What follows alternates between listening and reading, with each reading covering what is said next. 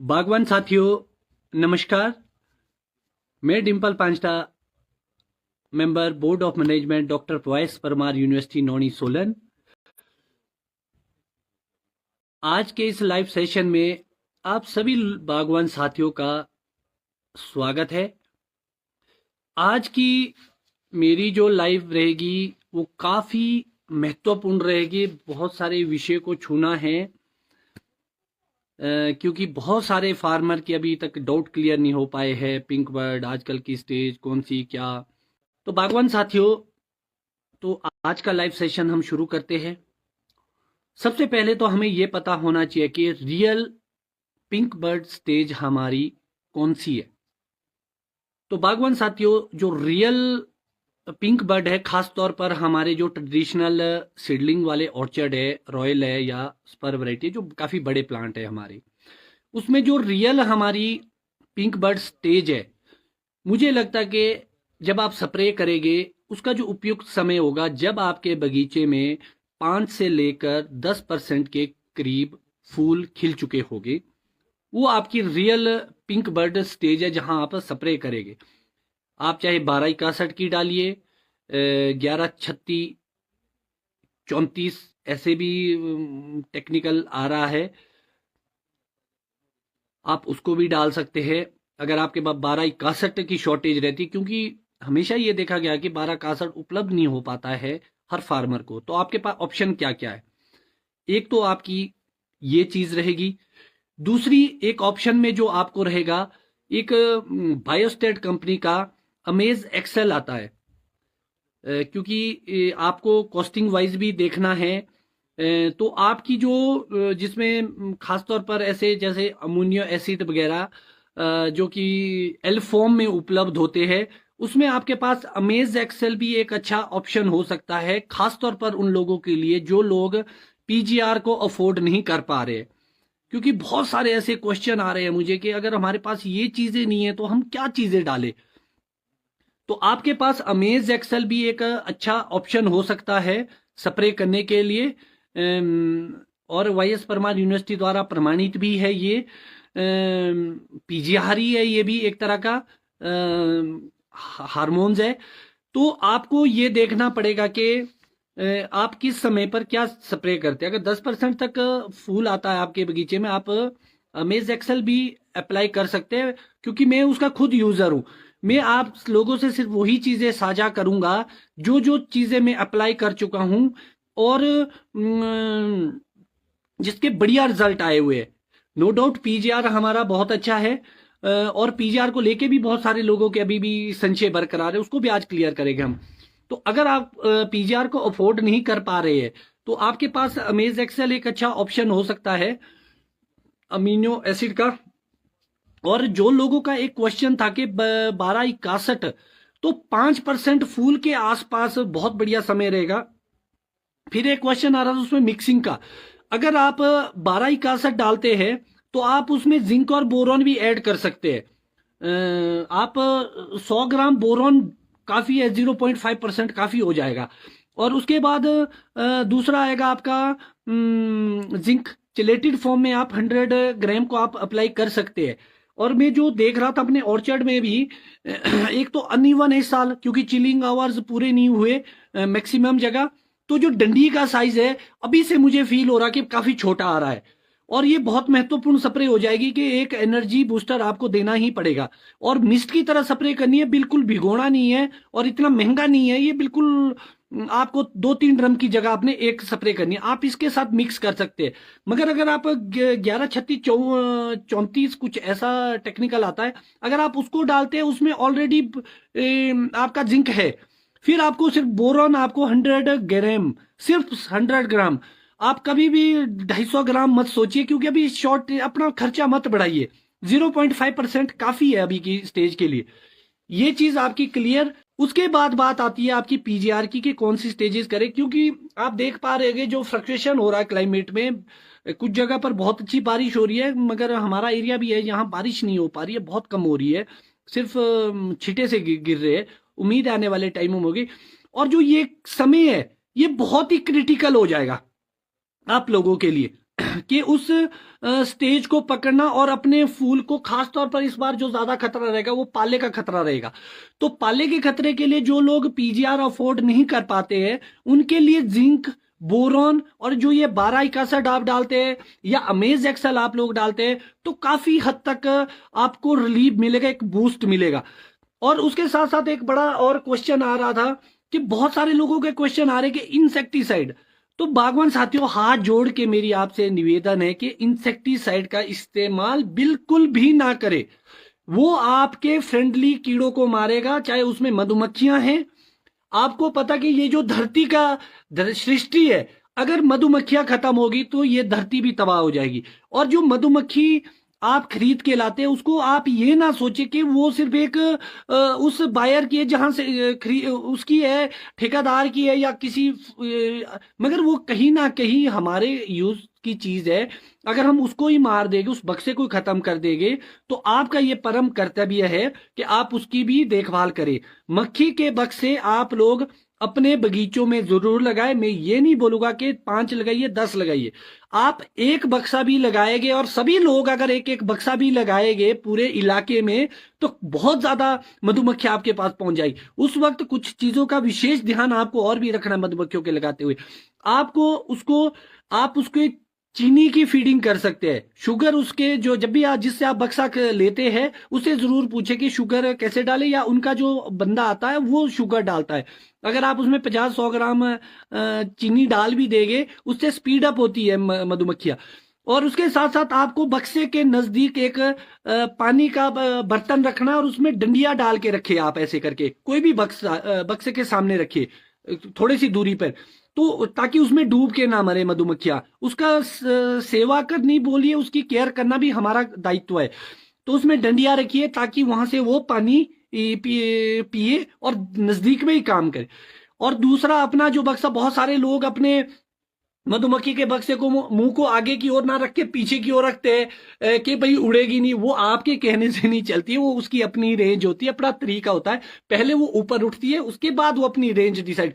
जब मधुमक्खियां आप बगीचों में लगाए तो ये सुनिश्चित करें कि 10% तक फूल आपके बगीचों में आ चुके हो तभी आप लगाए। अगर आप पहले लगाएंगे फिर भी आपका नुकसान है, क्योंकि वो रेंज कहीं दूर की पकड़ देगी या किसी और फूल की पकड़ लेगी तो वो वहां पर जाएगी। इसीलिए आप लोगों को ध्यान रखना कि जब आपके 10-15% फूल आ जाए तभी आप मधुमक्खियों का बक्सा अपने बगीचों में लगाए। और थोड़ी सी ऊंची उठी हुई जगह पे लगाए, जहां पर बहुत सारे लोग शेडी जगह में डालते हैं कि अरे परे ना जाए, आपके कहने से नहीं जाएगी मधुमक्खियां। तो इसीलिए थोड़ा सनी, जहां आपकी सूरज की किरण डायरेक्ट पड़ती है, सुबह से शाम तक रहती है, आप उस जगह पर मधुमक्खी का बक्सा लगाए और नीचे उसके नीचे पत्थर या लकड़ कुछ ऐसी चीज डाल दे, थोड़ा सा ऊपर रखे उसको। वैसे तो सबसे अच्छा तरीका ये होता था कि अगर आपका फेस यहां पर है तो सामने अगर आपकी कोई पहाड़ी है वहां पर मधुमक्खियां लगनी चाहिए थी, ताकि वो और अच्छे तरीके से काम कर पाए। मगर हमारे लोगों बागवानों के दिमाग में बहुत सारा मिथ्या भरा हुआ है। और मधुमक्खी का बक्सा लगाना बहुत महत्वपूर्ण है, क्योंकि जो पॉलिनेशन है, जो सेब है हमारा, वो क्रॉस पॉलिनेशन मांगता है। मतलब golden, red golden, granny Smith का क्रॉस पॉलिनेशन मांगते हैं। और ये पॉलिनेटर्स होते हैं, जो मधुमक्खियां वगैरह ये हमारे पॉलिनेटर होते हैं। तो जो ये पॉलिनेटर है ये कैसे काम करेगी उसकी, क्योंकि वो जब तक आपका पराग अरे परे नहीं जाएगा तो कैसे आपकी फ्रूट सेटिंग आएगी, क्योंकि मौसम भी बहुत खराब है। तो आप लोगों को ये सुनिश्चित करना होगा कि मधुमक्खी के बक्से हर आदमी लगाए। जरूरी नहीं ये ना सोचे कि मेरा पड़ोसी लगा रहा तो मुझे क्या जरूरत है। आपको ऐसा बिल्कुल भी नहीं सोचना, आपने अपना कर्म करना है, क्योंकि कर्म का हिसाब भगवान देखता है। आप अपनी मेहनत करते रहे, भगवान उसका फल अवश्य देता है। हाँ, अपनी पॉकेट के हिसाब से बड़ा फार्मर ज्यादा बक्से लगा सकता है, छोटा फार्मर एक बक्सा लगा सकता है। और जो बिल्कुल भी अफोर्ड नहीं कर सकते हैं वो भले ही ड्रॉप कर दे, क्योंकि पड़ोस में लगे होंगे जो अफोर्ड नहीं कर पाते। बहुत सारे गरीब लोग ऐसे हैं। तो आप लोगों को यह सुनिश्चित करना पड़ेगा कि मधुमक्खी के बक्से आप अवश्य लगाए, क्योंकि वो जो पॉलिनेशन को इधर उधर करने का कार्य है वो मधुमक्खी से अच्छा कोई नहीं कर सकता। और इंसेक्टिसाइड को प्लीज आप अवॉइड करें, अपना नुकसान भी ना करें, आगे बीमारियां ज्यादा फैलेगी और मधुमक्खियों को भी ना मारे। और सबसे महत्वपूर्ण जानकारी जो मैं आपको देना चाहूंगा कि जब आप मधुमक्खी का बक्सा खरीदते हैं उसमें लगभग 10 फ्रेमें होती है अंदर, कम से कम उसमें 8 फ्रेम कम से कम होने चाहिए, आप तभी खरीदे। कभी भी आप जिससे आप मधुमक्खी लेते हैं ये मत सोचिए कि मुझे सस्ती मिल रही है, आपने सस्ता नहीं देखना है, वो भरा पड़ा बक्सा उसके अंदर मधुमक्खियां होनी चाहिए। उसमें अगर मधुमक्खियां नहीं होगी आप सस्ता लेके क्या करेगा, वो काम ही नहीं करेगा। तो इसीलिए आपको ये सुनिश्चित करना पड़ेगा 8 9 10, भले ही आप 100 रुपए एक्स्ट्रा दे दीजिए उसको, उसको ये पूछिए कि मुझे फ्रेमें कम नहीं चाहिए, उसके अंदर फ्रेम चेक करके अपना बक्सा लाइए, वो आपका अधिकार है। क्योंकि अगर वो कम रेट में आपको देता है तो कहीं ना कहीं आपके साथ वो धोखाधड़ी करता है जिसका आपको नुकसान होगा। तो इसीलिए आप लोगों को ये विशेष ध्यान रखना पड़ेगा कि आप मधुमक्खी के बक्से अवश्य लगाए अपने बगीचों में और उसकी सेवा करें और उसका ध्यान रखें, उसका बहुत ही ध्यान रखने की आवश्यकता है, तभी उसका बेनिफिट आप लोगों को मिल पाएगा। क्योंकि जो रॉयल और स्पर हमारे सेब है वो अपने ही फूल में, एक फूल जो होता है उसमें मेल पार्ट और फीमेल पार्ट दोनों होते हैं, मगर जो हमारा सेब है उसमें एक ही फूल से मतलब सेल्फ पॉलिनेशन नहीं होता है, उसके लिए क्रॉस पॉलिनेशन की आवश्यकता पड़ती है। जब आपको क्रॉस पॉलिनेशन की आवश्यकता पड़ती है तो आपके पास red golden, golden, Granny Smith, Fuji, Honeycrisp इस टाइप के फूल होने चाहिए, उसके परागकण लेके मधुमक्खी आएगी। तो जो वो कार्य होगा तभी आपकी फर्टिगेशन होगी और जो आपकी स्टिग्मा लाइन होगी, फूल की नली जो होगी तो वो टेढ़ी होती है, उसको भी सीधा करता है। वो बोरोन आपका बहुत अच्छा काम करता है। और जो केसर को लेके आते हैं उसकी जो लाइफ होती है वो बहुत शॉर्ट होती है, तो जिंक उसकी लाइफ को इंक्रीज करता है। जब वो इंक्रीज करेगा तो आपकी फ्रूट सेटिंग के चांस बहुत ही ज्यादा हो जाएगी। तो आपको यह सुनिश्चित करना होगा कि पॉलिनेशन लगाए, जिसके बगीचे में पॉलिनेशन नहीं है वो गमले लगाए। गमलों में आप एक थैली लीजिए या बोतल लीजिए खाली, जो भी स्प्रे की बची होती है उसके अंदर आप गोल्डन, रेड गोल्डन या ग्रैनी स्मिथ की डंडियां डाल के आप उसको भी लगा सकते हैं अपने पौधे में। जितनी अच्छी आप उसमें हैंड पॉलिनेशन की ओर भी जा सकते हैं। कुछ बागवान साथी ऐसे हो गए जिनके पास पॉलिनेशन है ही नहीं और बहुत कम है। आप इतनी मेहनत कीजिए कि अपने घर के जितने सदस्य हैं आप उनको सुबह मॉर्निंग में, अगर आप 3-4 घंटे भी काम करेंगे, अगर 6 बजे से लेकर 10 बजे तक का भी कार्य करेंगे, क्योंकि जल्दी रात खुल जाती है आजकल, तो आप फूल तोड़ेंगे और एक फूल से रॉयल के आपको टच करते रहेंगे।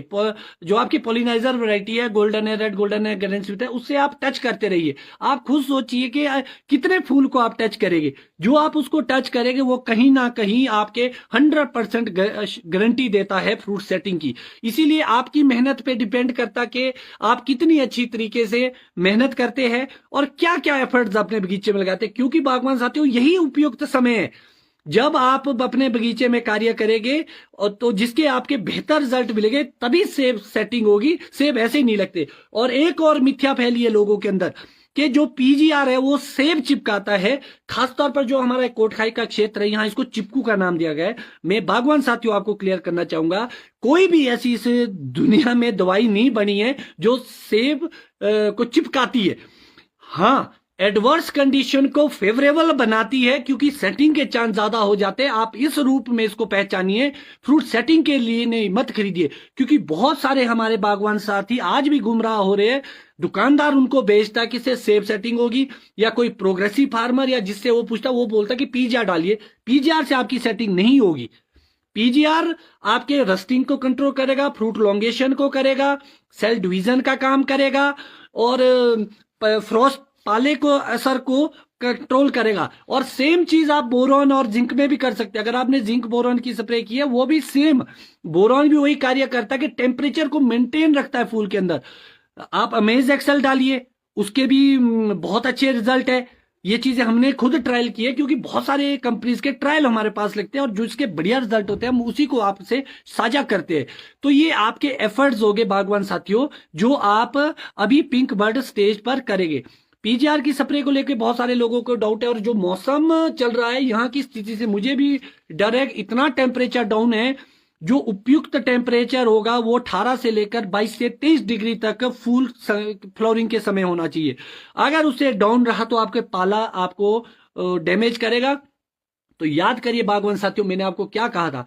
हमने आपको हमेशा अवेयर करा था कि अपने छिट्टे मत जलाइए। अगर आप लोगों को इतना ही शौक है छिट्टे जलाने का तो अपने छिट्टों को कलेक्ट करके रखते। आज अगर आप, तो जब भी आपकी फ्लावरिंग का समय होता उस टाइम आप मॉर्निंग के समय में लगभग 2-3-4 बजे के करीब पाला पड़ता है, 3-4 बजे के करीब अगर आप उसको जलाते उन छिट्टों को तो शायद टेम्परेचर में फर्क पड़ता और आपकी सेटिंग की संभावना ज्यादा हो जाती है। हमें सीखने की जरूरत है बागवान साथी। अगर आपको जलाना है वैसे तो डिकम्पोस्ट करके उसकी खाद बनानी चाहिए। अगर फिर भी आप बर्न करते हैं तो आजकल का समय, आजकल का तो नहीं कहूंगा, जब फ्लावरिंग फुल हो जाएगी आपकी लगभग 40% से ऊपर तब आप उसको जला सकते थे, जिससे टेम्परेचर गर्म रहता और आपको भी फायदा होता। आने वाले समय में आपको ध्यान रखना है कि आपको अपने छिट्टों को स्टोर रखना है, या तो खाद बनाइए या तो आजकल उसको बर्न करिए। विदेशों में आप देखेंगे कि गैस लाइन बिछी होती है और गैस जलाते और मॉर्निंग के टाइम में, ताकि पाले से बचा सके। तो ये बहुत ही महत्वपूर्ण चीज है जिसको आपको देखना होगा। और इसके साथ साथ बागवान साथियों एक चीज मैं और आपको बताना चाहूंगा कि पीजीआर की स्प्रे आप फिर कैसे करेंगे। अगर आपका मौसम खराब है और बहुत ठंडा है, टेम्परेचर डाउन है और पाले पड़ने की संभावना है, अगर आपके 40% से 60% के आसपास कहीं पर भी आपके अगर फ्लावरिंग है, उस समय आप उसी डोज को तोड़ दीजिए। 250 ml का जो डोज है उसको आप 125 ml का स्प्रे कर दीजिए। और जो पीजीआर की स्प्रे करने का सबसे अच्छा समय है वो लेट इवनिंग है। आप अगर 5 बजे के बाद स्प्रे कर सकते हैं तो सबसे अच्छा समय रहेगा। और अगर आपका बगीचा बड़ा है, कई बागवानों का बहुत बड़े बगीचे होते हैं, वो मैनेज नहीं हो पाते, तो आप 2 स्प्रेयर का इस्तेमाल भी कर सकते हैं। अदरवाइज आप सुबह अर्ली मॉर्निंग में और लेट इवनिंग में करें तो आपको और अच्छे परिणाम मिलेंगे पीजीआर के। और दूसरी एप्लीकेशन जब आप पीजीआर की करेंगे तब तक आपके 90% के करीब जब फूल आ चुके होंगे तब आप 125 ml का डोज फिर से दोबारा डालें। अगर हमारा मौसम बढ़िया रहता है, उसमें फ्लक्चुएशन नहीं रहती, अभी बारिश होने दो, अभी तो है समय हमारे पास, अगर उस वक्त बढ़िया सिचुएशन है, पाले की संभावना कम है, तो आप क्या कर सकते हैं, आप वहां पर 250 ml का डोज 70 से 80% के आसपास जब फूल आएगा वहां पर डाल। आपको उसके अंदर स्प्रेडर डालने की जरूरत नहीं है, स्टिकर ऐड करने की जरूरत नहीं, उसमें ऑलरेडी स्टिकर होते हैं पड़े हुए। अभी का जो उपयुक्त समय है, आप 1261 लीजिए, आईसीएल का मिलता तो बहुत बढ़िया है, या दूसरी कंपनीज का आपको मिलता है आप उसको भी डाल सकते हैं। ऐसा नहीं है कि आप नहीं डाल सकते, जो भी आपको उपलब्ध हो। अगर उसके अलावा भी कोई चीज घटती है तो 1136-34 कुछ ऐसा आता है आईसीएल का एक, और उसमें स्टिकर भी और दूसरी चीज आप उसका भी इस्तेमाल कर सकते। तो बागवान साथियों ये आपका समय था अभी पिंक बर्ड स्टेज का, जिसमें आपको इन सब चीजों के बारे में विशेष ध्यान रखना है।